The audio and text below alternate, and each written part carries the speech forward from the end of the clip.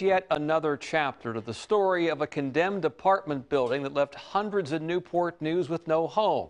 For the first time, the owner of Seaview Lofts Apartments appeared in court.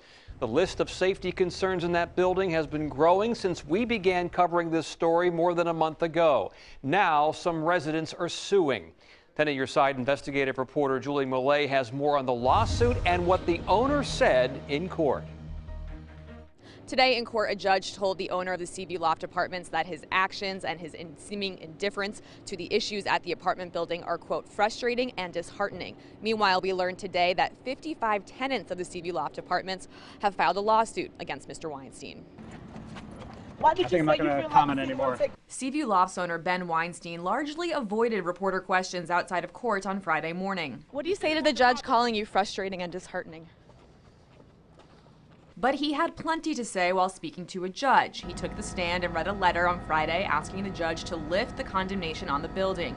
He defended himself, saying he's doing everything in his power to get the building up to code. He said he's poured hundreds of thousands of dollars into the Seaview Lofts to get the safety violations fixed, including the elevators that were at the heart of the condemnation. He read a letter that really, I think, was not the right tone and temperament for somebody who has 43 codes in compliance, complaints nearly one a month since he purchased the property. Local attorney Len Bennett, along with the Virginia Poverty Law Center, is representing 55 tenants in a condensed lawsuit against Seaview Lofts and Weinstein. Bennett says some of the tenants are now homeless and many faced incredible challenges while living there, like a military veteran who had to crawl up 7 flights of stairs on his stomach and back to get his insulin from his apartment when the elevators broke. We want those individuals to be able to live their life and not have to deal with watching Wavy 10 or reading the newspaper just to find out whether they can get back in their home. In court Friday, the city said they met with Mr. Weinstein earlier this week about his progress, and they are hoping to schedule another test of the elevators next week. This is not simply a matter of an elevator phone.